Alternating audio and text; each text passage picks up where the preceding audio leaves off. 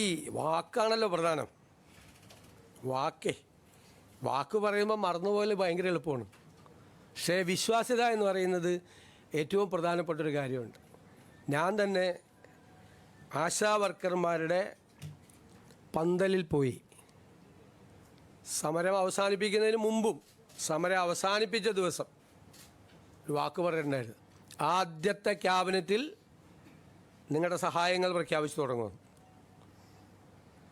എല്ലാം അവരാവശ്യപ്പെട്ട മുഴുവൻ കാര്യങ്ങളും ചെയ്യണമെന്ന് നമുക്കുണ്ട്. പക്ഷെ നിങ്ങൾക്കറിയാമല്ലോ, നമ്മളൊരു സമ്പദ് വ്യവസ്ഥയെക്കുറിച്ചുള്ള ഒരു പഠനങ്ങളൊക്കെ നടക്കുന്നേ ഉള്ളൂ. എങ്കിലും ആദ്യഘട്ടത്തിലായി അവർക്ക് 3000 രൂപയുടെ വർധനവ് പ്രഖ്യാപിക്കുകയാണ്. ആദ്യത്തെ ക്യാബിനറ്റ് യോഗം തീരുമാനിച്ചു. റിട്ടയർമെൻറ്റ് ബെനഫിറ്റിനെ സംബന്ധിച്ചിട്ടുള്ള യോഗം അടുത്ത ഒരു മാസത്തിനുള്ളിൽ തന്നെ അതുകൂടി തീരുമാനിച്ചു പ്രഖ്യാപിക്കും. കാരണം അതിൻ്റെ കുറച്ച് ഫിനാൻഷ്യൽ ലയബിലിറ്റിയും മറ്റ് കാര്യങ്ങളെക്കുറിച്ചുള്ള റിപ്പോർട്ടുകൾ വളരെ പെട്ടെന്നല്ലേ, നമ്മളിപ്പോൾ ചാർജ് എടുത്താലേ നമുക്കിതൊക്കെ ചോദിക്കാൻ പറ്റുള്ളൂ. അതൊക്കെ വരാനുള്ള ചില കാലതാമസങ്ങൾ കൊണ്ട് മാത്രമാണ്. അപ്പോൾ അവരോട് പറഞ്ഞ വാക്കുകൾ തീർച്ചയായിട്ടും പാലിക്കും. ആദ്യഘട്ടത്തിലാണ് 3000 രൂപ വർദ്ധിപ്പിക്കുന്നത്. റിട്ടയർമെൻറ്റ് ബെനിഫിറ്റിൻ്റെ കാര്യം ഒരുപാട് തീരുമാനിപ്പിക്കും. കുറച്ചുകൂടി കഴിയുമ്പോൾ അടുത്തൊരു ഘട്ടവും കൂടി പ്രഖ്യാപിക്കും. ഇപ്പോൾ നമുക്ക് ഉള്ളത് 9,000 രൂപയാണ് ഇപ്പോൾ ഉള്ളത്. അത് 12,000 രൂപയാവും ഇപ്പോൾ. പിന്നെ അംഗൻവാടി ജീവനക്കാരുടെ, വർക്കർമാർ, ഹെൽപ്പർമാർ, അവരുടെ പ്രശ്നങ്ങൾ നമുക്ക് അറിയാം.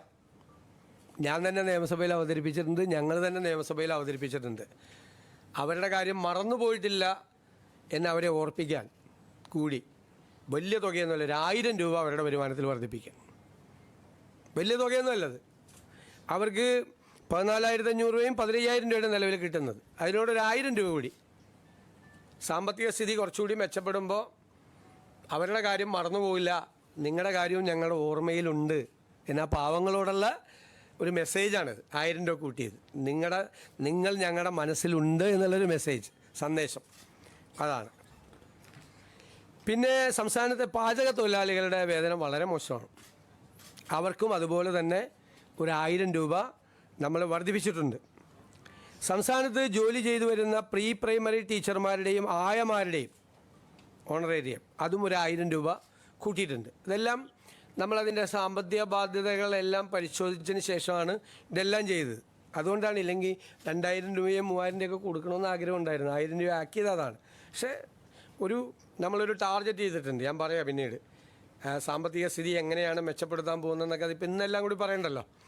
ഒരു പ്ലാൻ ഉണ്ട് നമുക്ക്. ആ പ്ലാൻ നമ്മൾ ഇംപ്ലിമെൻറ്റ് ചെയ്ത് കഴിയുമ്പോൾ ഉണ്ടാകുന്നൊരു വ്യത്യാസം വരും. അതിനൊരു ടൈം ഫ്രെയിമും ഉണ്ട് നമുക്ക്. അതെല്ലാം അടുത്ത ദിവസങ്ങളിൽ അതിൻ്റെ പൂർണ്ണമായ തീരുമാനം നമ്മൾ വരും കേട്ടോ. ഇതാണ് ചെയ്തിരിക്കുന്നത്. പിന്നെ നമ്മുടെ നിയമസഭാ സമ്മേളനം മെയ് 21-ന് MLA-മാരുടെ സത്യപ്രതിജ്ഞ നടത്താനും 22-ന് സ്പീക്കറെ തിരഞ്ഞെടുക്കുന്നതിനുമായി നിയമസഭയുടെ ഒരു പ്രത്യേക സമ്മേളനം വിളിച്ചു ചേർക്കാൻ ബഹുമാനപ്പെട്ട ഗവർണറോട് ഞങ്ങൾ ശുപാർശ ചെയ്തിട്ടുണ്ട്. അങ്ങനെയാണെങ്കിൽ അതിൻ്റെ അംഗീകാരം കിട്ടുന്നതനുസരിച്ച് മെയ് 29-ന് ഗവർണറുടെ നയപ്രഖ്യാപന പ്രസംഗം കൂടി ഉണ്ടാവും.